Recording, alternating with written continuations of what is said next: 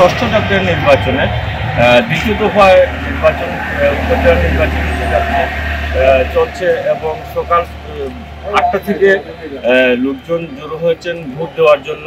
তো প্রতিটি কেন্দ্রে আমি ঘুরেছি এবং দেখেছি শান্তিপুষ্টভাবে নির্বাচন হচ্ছে এবং ভোটারদের উপস্থিতি অনেক বেশি।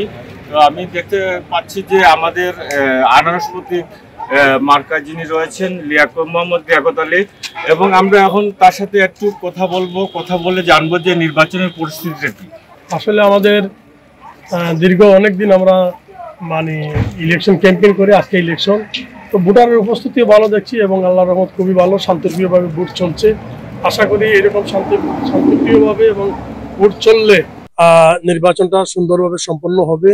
তবে আমি আশাবাদী, যেহেতু ভোটারের সাথে আমি একবারে ডোর টু ডোর গেছি, বিভিন্ন গ্রামে গেছি, বিভিন্ন জায়গায়। আশা করি ভোটার আমাকে ভোট দিবে এবং আমি ইনশাল্লাহ আশাবাদী আজকে আমি বিপুল ভোটে নির্বাচিত হব।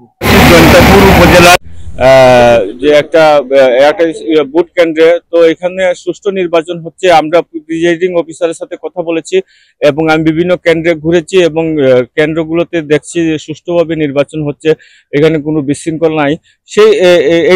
এই ছিল আমাদের সিলেট থেকে সর্বশেষ।